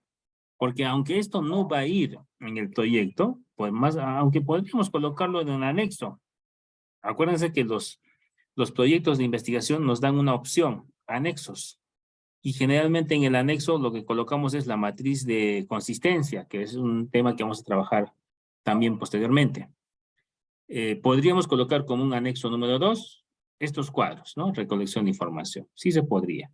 No es necesario y no es obligatorio, pero sí que le daría un mayor fundamento a nuestro trabajo de tesis, porque cuando un jurado revise, va a indicar, primero tiene su matriz de consistencia, también tiene una matriz de recolección de datos y una matriz de seguimiento, entonces obviamente el trabajo es más, da una impresión de mayor seriedad, no es improvisado.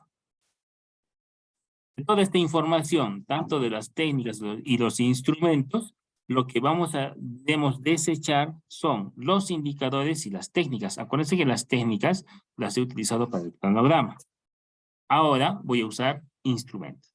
Por eso es necesario hacer esta matriz, ¿no? Y los instrumentos deben estar relacionados con mi variable. Mi variable de estudios es la que ya, con la que tengo que cuantificar.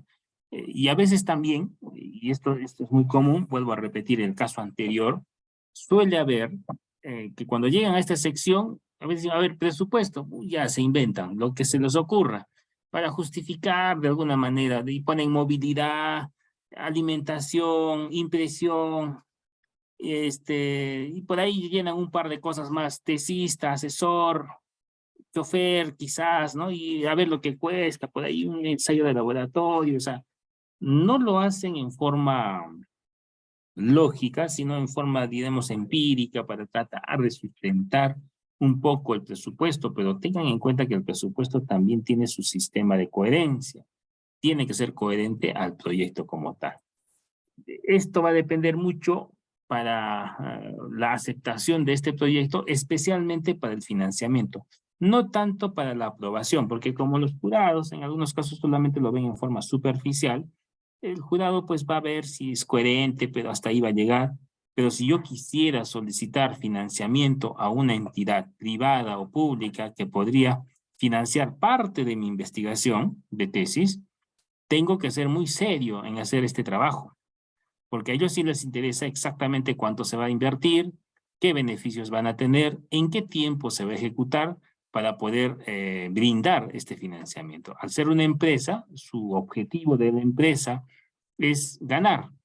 Algo tiene que ganar con esto. No es perder, ¿no? De buena gente no lo hace.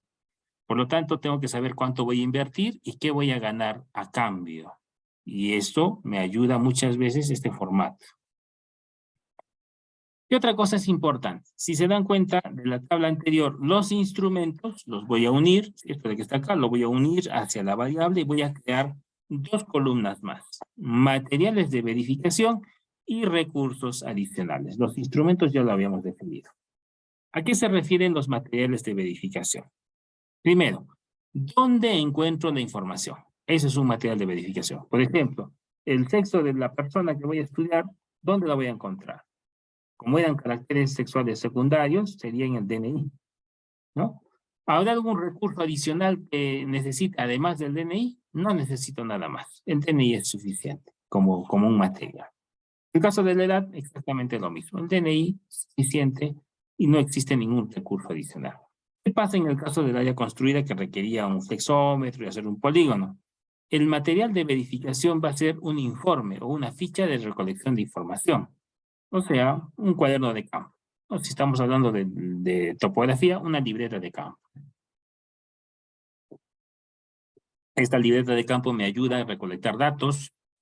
Inclusive la base de datos de la estación total también sería un material de verificación. ¿Qué recursos voy a necesitar adicionalmente para poder lograr esta medición? Porque acuérdense que estamos en mediciones. Voy a necesitar una libreta de anotaciones, o la famosa libreta de campo. Además, quizás de útiles de escritorio, lapicero, lápiz, ¿no? Puede ser como un recurso adicional. No estaba dentro de esto, pero que es necesario. El caso de la calidad constructiva. ¿Cuál es el material de verificación? Verificar la calidad, los resultados de tanto del esclerómetro o la diamantina, dependiendo cuál de las dos escoja. ¿Qué recursos adicionales requiero? Pues por ahí, para hacer la marca de los puntos de verificación del esclerómetro especialmente, voy a necesitar pintura para hacer la famosa malla de 3x3, ¿sí? Identificar la zona de extracción, o en el caso de la diamantina para la codificación, poner un código a la zona de extracción. Y eso lo tengo que hacer en forma que se pueda visualizar para su verificación. Así que pintura. En el caso de la experiencia, lo que voy a necesitar es una ficha de cotejo, donde está la información, recursos adicionales al entrevistador, además de los materiales de escritorio, papel, hojas, lapiceros, impresora, ¿sí? Puede ser el test de evaluación para lo que son conocimientos, del mismo modo, materiales de escritorio es lo más importante, y el cuadernillo, porque el cuestionario es un cuadernillo que puede estar con su carátula, la intención, qué variables voy a medir, la fecha de medición, el nombre del proyecto, el nombre del tesista, entrevistador, investigador, porque tiene que ser algo serio, para que cuando el que haga la encuesta, en este caso el cuestionario, pues te sepa qué cosa está midiendo. Recurso adicional, aquí necesito una computadora para hacer la edición, necesito hojas, necesito un escritorio, impresora, papelería, para trabajar estos cuadernillos, ¿no? Quizás un anillado. La actividad física, igual, necesito un cuadernillo para recolección de datos, lo que voy a hacer es utilizar lo mismo, información computacional para almacenar datos. En el caso de la norma, para ver las cargas de diseño, voy a desarrollar una memoria de cálculo para ver qué datos necesito. Los recursos también, para hacer una computadora, papel, etcétera, etcétera. Para la antigüedad necesito un reporte, una información. El recurso más importante, pues con el reporte es suficiente porque lo que estoy haciendo es identificar qué tan antigua es la vivienda, no más de eso. Por ahí podríamos utilizar también útiles de escritorio como libretas de recolección de datos, pero el reporte es justamente eso, ¿no? O informes técnicos que requieran, además de los materiales de escritorio, al investigador. Los materiales de verificación es dónde voy a encontrar la información o cómo voy a almacenar la información, y los recursos es qué aditamentos adicionales voy a utilizar para cubrir esa necesidad. Aditamentos adicionales no estaban dentro de los instrumentos. Incluso dentro de los recursos podrían estar los reactivos de laboratorio. Acuérdense que nosotros para hacer la rotura de briquetas necesitamos reactivos. Necesitamos algunos elementos para el laboratorio, generalmente, especialmente cuando trabajamos, por ejemplo, con identificación de contaminantes, mejoramiento de calidades de materiales, recolección de información a nivel de rotura de briquetas, y todos esos aditamentos o recursos son indispensables para completar el protocolo del ensayo. Cada ensayo tiene un protocolo y este protocolo debe cumplirse para poder obtener resultados adecuados, ¿no? De todas estas, que ya hemos identificado tanto la variable, los instrumentos y los materiales, lo único que yo voy a usar son los recursos adicionales, a detalle por variable. En algunos casos voy a considerar también los instrumentos, pero los instrumentos como elementos globales. Así que estos recursos adicionales los voy a trasladar a mi cuadro de estimación de costos, ¿no? Necesito tener en cuenta una unidad de medida que es con la que yo voy a comprarlo en el mercado. Por ejemplo, puedo utilizar, además de lo que muestro acá, una laptop, una impresora, una cámara fotográfica, equipos de laboratorio, pueden ser reactivos, lápices a color, hojas en tamaño A3, A4 para impresión de planos, plumones, USBs con memoria de información y muchas otras más, incluido el software que voy a utilizar, quizás la movilidad que voy a utilizar, el alquiler, la alimentación, dependiendo de dónde yo voy a ir. Pero la característica más importante del presupuesto es que debe estar dividido básicamente en 3 rubros. Una parte que es personal, o sea, todo lo que son recursos humanos. Una parte que son bienes, todo lo que son materiales y bienes. Y otra que son servicios, que pueden ser equipos y servicios de alquiler. Esos 3 rubros siempre los voy a tener que identificar, ¿no? Mano de obra, materiales, personal, bienes y servicios. Cuando yo elabore la cuantificación de costos, voy a necesitar tener, además de la cantidad que necesito, identificar bien cuánto de material necesito para cada uno de los rubros. Por ejemplo, cuántas laptops, cuántos equipos, horas de equipos, acá está en horas la unidad de medida de equipo topográfico, cuánto papel, cuántos millares de papel aproximadamente, cuántos lapiceros aproximadamente, porque todo esto es un aproximado mínimo, los requerimientos que requiero para mi trabajo. Otra consideración es los precios en el mercado.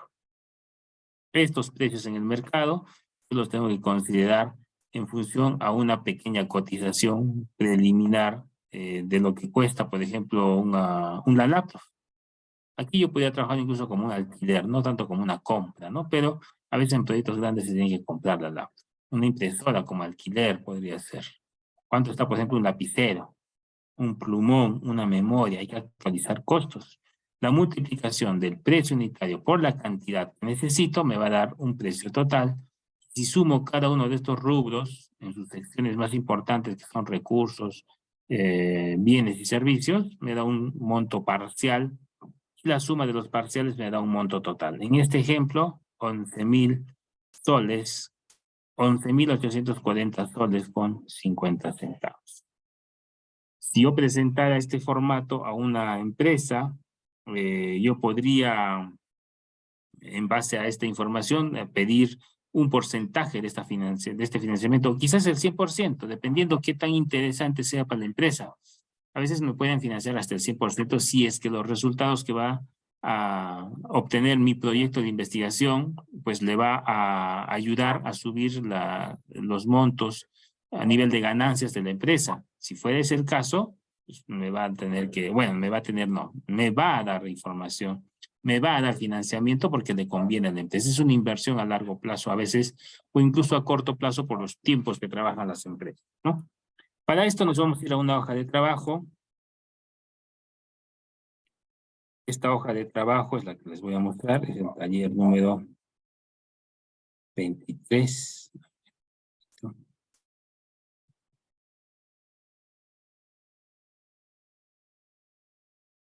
Es intuitivo también, es un poco relacionado al taller 22, donde se muestra la información mínima para la elaboración de un cronograma. El taller 23 o la lección del taller número 23 es el presupuesto para la investigación. ¿Qué consideraciones tiene? Como siempre, el enunciado de estudio. Siempre vamos a repetir, esto tiene un propósito, tiene variables, tiene objeto de estudio, y con esos tres son suficientes. Podría tener un espacio y un tiempo, dependiendo del trabajo. Además, el tipo de investigación, hemos visto varios tipos. Nuestro proyecto se puede acomodar al mismo tiempo en diferentes tipos de investigación. ¿Sí? El proyecto puede trabajar al mismo tiempo con varios. No hay que confundir, ya que es necesario tomar en cuenta, una cosa es tipo, no se debe confundir con nivel de investigación. No es lo mismo, ¿no? Debido a que el nivel es simplemente la complejidad. Y a veces algunos textos de metodología suelen confundir mucho esta parte. Confundir en el sentido de que no muestran en forma organizada los criterios con los cuales identifican un proyecto. Por lo tanto, a veces uno se confunde al momento de interpretar esa información y traslada ese error a su redacción e inclusive a su interpretación para la ejecución del proyecto. Pero creo que con lo que hemos desarrollado en el trabajo, de alguna manera queda claro todo lo que son tipos, niveles de investigación, para que ustedes lo tomen en cuenta. Necesito otra vez mi cuadro de operacionalización de variables, donde yo tenía todas las variables de estudio y además los instrumentos, que ya lo vimos en una sección anterior, ¿no? Cómo identificar los instrumentos. ¿Cuáles son los materiales de verificación de estos instrumentos? Estos materiales de verificación son importantes, porque aquí lo que voy a ver es qué cosa o dónde voy a anotar o obtener esa información. ¿Para qué me sirven los materiales de verificación? Para identificar los recursos. ¿Por qué es necesario hacer esta matriz? Porque los recursos tienen que tener relación tanto con la variable como con el cronograma. Estos recursos a veces no los voy a poder visualizar al momento de identificar la variable. Si yo tengo mi variable de estudio, difícilmente voy a poder identificar todos los instrumentos que se relacionan a la misma. Por eso es que es mejor hacer este cuadro. Ahora, este cuadro va en un proyecto de tesis, pues en realidad no va en un proyecto de tesis. Porque no es, diremos, el objetivo de un proyecto de tesis. E inclusive, si yo quisiera colocarlo dentro de mi proyecto de tesis, yo debería de agregar acá una cosa más. A ver, Y lo voy a hacer. Si yo quisiera ponerlo como un anexo, debería hacer esto. No. Esto sí lo puedo poner como un anexo. Ya, dos valores que vimos anteriormente, ¿no? En realidad la matriz debe ir así. Esta es la matriz completa. Si yo quisiera colocar mi matriz tal cual en mi cuadro como anexo en mi proyecto, sería interesante que yo haga esto, ¿no? Coloque mi cuadro de operacionalización de variables, coloque estrategias, coloque procedimientos, que es la forma en la que yo voy a repetir el proyecto, coloque los materiales de verificación y coloque los recursos. Esta matriz la puedo considerar dentro de los anexos de mi proyecto de tesis. ¿Es necesario hacerlo? No es necesario, pero le da fortaleza al trabajo en el sentido de que hace que la información que estoy presentando y los criterios con los que estoy elaborando mi proyecto de tesis tengan una mayor seriedad y denote obviamente una mayor rigurosidad, un mayor cuidado al momento de hacer el proyecto y que no se note que es algo improvisado, que nació de un día para otro.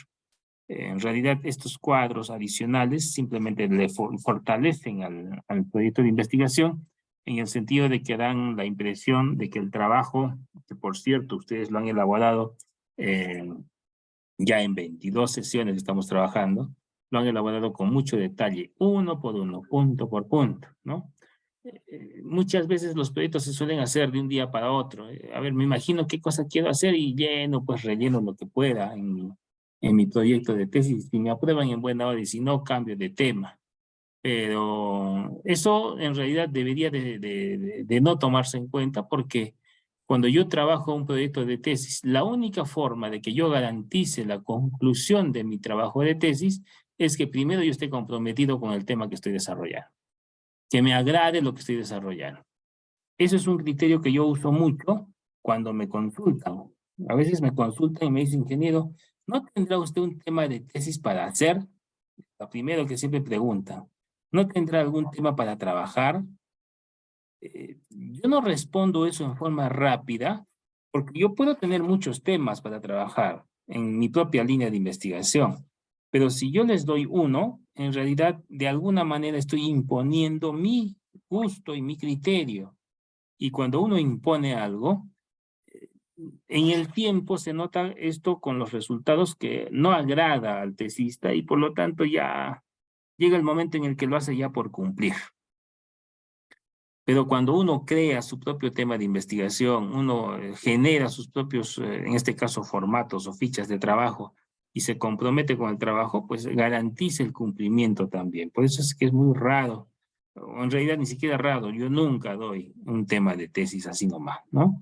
Primero tendría que verificar, entrevistarme para ver en qué temas está más fortalecido, hacer todo lo que he hecho con ustedes en un par de sesiones, porque yo trabajo con los tesistas hasta en 2, en 3 sesiones, lo mismo, sí, pero un poco más rápido, para identificar más o menos cuáles son sus gustos, cuáles son sus ideas, qué conocimientos tiene hasta el momento, y en base a eso poder armar una estructura que pueda acomodarse a sus necesidades y de paso estar comprometido con ellas para que logre la conclusión. Porque ¿de qué sirve que yo le asesore en un trabajo de tesis si al final cuando empiece a trabajar pues va a decir, ay no, qué difícil estaba esto y que al final no entienda el concepto y empiece a divagar y no complete el trabajo porque por una simple razón, porque simplemente no se comprometió desde el inicio. Cuando uno está comprometido difícilmente va a completar el trabajo, ¿no? Entonces, estos formatos que yo les presento, pues ayudan de alguna manera, si ustedes los hacen en forma adecuada y en forma completa, van a entender el tema con mayor profundidad. Les va a ayudar también al momento de la sustentación del trabajo de tesis, el borrador y la exposición. Cuando les pregunten, van a conocer al derecho y al revés lo que están haciendo, hasta cómo recolectaron datos, de dónde viene la información, y no hay vacíos donde los puedan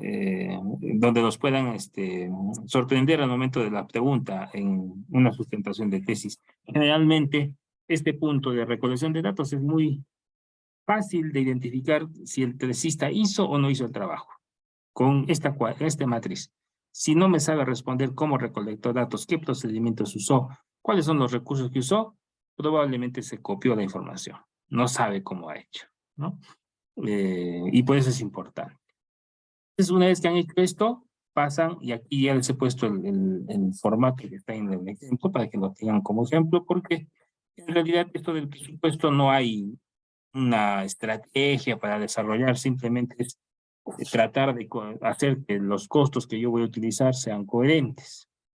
Tengo que cotizarlos en el mercado, tengo que trabajar los costos parciales en función a lo que yo voy a utilizar para la elaboración de mi proyecto de tesis y tengo que acumularlo. ¿Esto yo lo puedo hacer en una hoja de cálculo? Sí lo puedo hacer en una hoja de cálculo. No hay nada de errado en esto. Simplemente lo puedo copiar. Me voy a un Excel. Les voy a compartir el archivo en Excel.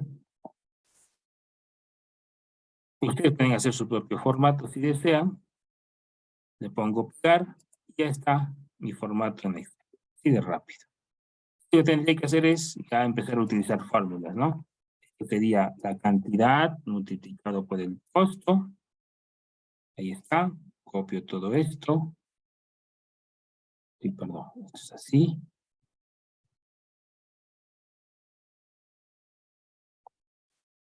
Y falta uno.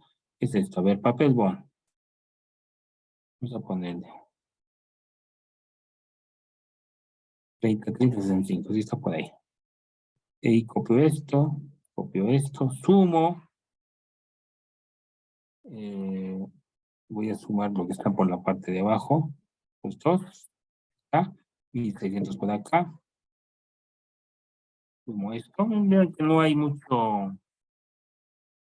reto en esto. Es simplemente sumar y restar, ¿no? Entender la lógica de lo que estoy haciendo, porque esto es importante para mi financiamiento. Cuando mi perfil es autofinanciado, puede variar. Seguro que por ahí alguien me puede preguntar, tengo que cumplir, tengo que gastarme estos, a ver, ¿cuánto me va a salir? No sé, tengo que hacer algo diferente. Tengo que gastarme estos casi 11,000 soles para ejecutar mi tesis. En este caso me sale 10,000 soles. Por ahí alguna cosa actualizada. Tengo que gastar los 10,000 soles. Es que no estás tomando en cuenta que cuando estás ejecutando tu tesis, estás utilizando energía eléctrica. Y esa energía eléctrica es un costo, más que a veces no lo tomes en cuenta, ¿no?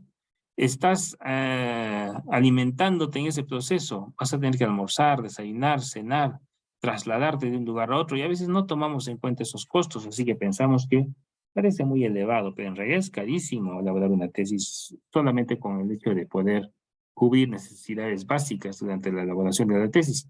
Tengan en cuenta que cuando ustedes se dedican al trabajo de tesis, casi el 100% de dedicación es en la tesis, si es que lo quieren hacer concluir con el proyecto, ¿no?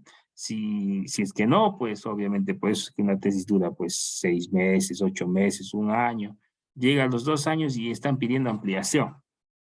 Están pidiendo ampliación porque no programaron adecuadamente sus tiempos y se les vence el plazo, ¿no? Por ejemplo, en el caso de la Nacional, si es que queremos una ampliación de plazo, nos solicite con un documento presentado con la firma de nuestro director de tesis, podemos ampliarlo hasta 6 meses, que es algo muy común en la mayor parte de instituciones universitarias. Un máximo de 6 meses adicionales. Y a veces cuando pasa eso, el proyecto se anula y se tiene que volver a proceder por su presentación. O sea, tiene que volver a sortearse jurados, tiene que volverse a aprobar el proyecto con nuevos criterios y toda la inversión que se hizo en el camino, pues se desecha, ¿no? No recuperamos nada. Más allá de la experiencia, más allá del conocimiento, qué sé yo. Por lo tanto, hay que tener mucho en cuenta la diapositiva o el taller anterior que estaba relacionado a lo que es el cronograma de ejecución y esta de acá, que es el presupuesto de obra. Esas consideraciones es importante tomarlas en cuenta debido a que al ser una propuesta, no necesariamente tiene que llevarse al 100% a nivel de costo, ¿no? El costo siempre es una aproximación máxima de lo que podría invertir. Y en el caso del cronograma, acuérdense que lo que les dije, que la presentación es después de 3 meses, incluso a veces hasta 4. Suele dar una impresión falsa. A veces nosotros le ponemos un 100% al trabajo, nuestro cronograma decía 10 meses y lo presentamos en 4. ¿Qué impresión me daría si yo fuera jurado? Si su cronograma inicial decía 10 meses y lo ha reducido a menos de la mitad, implica primero, aunque no estoy seguro, pero es una primera impresión, que el proyecto no era tan complicado como parecía, ¿no?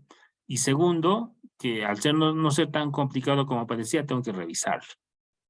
Algo está haciendo que no está cumpliendo con sus cronogramas y está haciendo que el trabajo quizás no cumpla con los requisitos mínimos.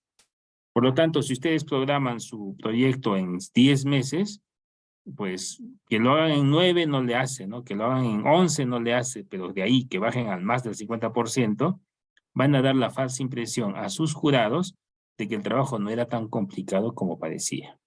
Por más que ustedes le hayan puesto el empeño en eso. Entonces hay que tratar de que el cronograma que propongo, porque es una propuesta, se acomode lo más posible al tiempo que voy a ejecutar. Por eso es que hemos hecho punto por punto. Yo no me inventé el cronograma, yo no le dije, a ver, yo voy a durar o yo voy a ejecutarlo en ya 4 meses. No hice eso. Agarré punto por punto y dije cuánto me va a costar en tiempo cada uno de estos. Eso es lo que hemos hecho en el formato en Excel que ustedes también tienen en el aula virtual. Y al tener punto por punto el tiempo que me va a durar, el acumulado, que por cierto el Excel que les he facilitado también tiene, ya me dice cuánto dura el proyecto. O sea, no es al azar, que por cierto suele ocurrir, ¿no? A veces agarramos y a ver, recolección de datos, ya 3 meses. Elaboración de resultados, ya otros 3 meses. Presentación, 2 meses, así, como dice, a ojo de buen cubero. Y ese ojo de buen cubero a veces no funciona porque es una aproximación. Y por eso les decía al inicio de la exposición, a veces no le damos la importancia que se debe a esta parte tanto del cronograma como del presupuesto. Pero si se dan cuenta, esa impresión que podríamos dar al jurado de que el trabajo pues obviamente está fuera de los plazos. ¿Qué pasa si yo lo programo en 10 meses? Y lo traigo en 12. Me he retrasado, ¿no? Y me he dado cuenta que hay algunos objetivos que no los puedo cumplir. Son demasiado exigentes. No he podido lograr el cumplimiento por cuestiones económicas, por cuestiones de factibilidad. Cuando yo lo proyecté, porque esto es una propuesta de tesis, yo consideré que iba a hacerlo de una forma o de otra. Pero cuando empecé a ejecutarlo me di cuenta que hay cosas que son imposibles. Entonces yo podría ir donde mis jurados y decir, estoy presentando mi proyecto de tesis, me he demorado más del tiempo programado y hay variables que no voy a poder y que me pide que por favor puedo reducir algunos objetivos. No voy a cambiar la tesis, pero voy a reducir algunos objetivos que ya son inalcanzables. El jurado lo primero que va a hacer es mirar mi cronograma. A ver, ¿para cuánto estaba? 10 meses. ¿Cuánto ya va? Ya va como 12, 13 meses. Sí, seguro que está complicado. Y como el tiempo también se va a ir en contra y el proyecto no va a cambiar mucho, entonces podemos obviar parte de un objetivo y tomarlo en cuenta al momento de su calificación. Vámonos por el lado opuesto. Yo lo he programado para 10 meses y ya en el 4.º mes estoy trayendo mis resultados finales y todavía le pido, ¿sabe qué? Quiero reducir objetivos. ¿Creen que el jurado me va a dar esa opción? Difícil, ¿no? Porque decir, a ver, si estaba en 10 meses y ni siquiera está ni la mitad de tiempo, ya tiene terminado el borrador y todavía quiere que le reduzca los objetivos o que cambie objetivos un poco, que baje la intensidad de lo que quiere hacer, entonces tal vez quiere hacerlo más fácil. O sea, esa es la impresión que da, ¿no? A veces. Por lo tanto, tratar de ser lo más realistas posibles en nuestro plazo de ejecución es importante. El plazo, más que todo, el cronograma, más que el presupuesto. Porque el presupuesto puede variar mucho. Muy bien, entonces lo que les voy a pedir es que entren por favor al aula virtual. En el aula virtual ustedes van a presentarme los 2 talleres. Al ser 2 temas algo complejos, porque hay que llenar 2 matrices adicionales, se les va a dar 2 días adicionales. Bueno, 2 días, no un día, porque generalmente es de un día para otro la presentación, es rápida. En este caso el taller requiere de más tiempo por ser dos cosas. Entonces, tienen esas dos, por favor, les vamos a dar 2 días para su presentación y calificación y nos encontramos la siguiente sesión ya para ver el sustento, cómo desarrollar el sustento de investigación. Muy bien. Con esto terminamos la sesión de hoy. Tengan todos muy buenas noches.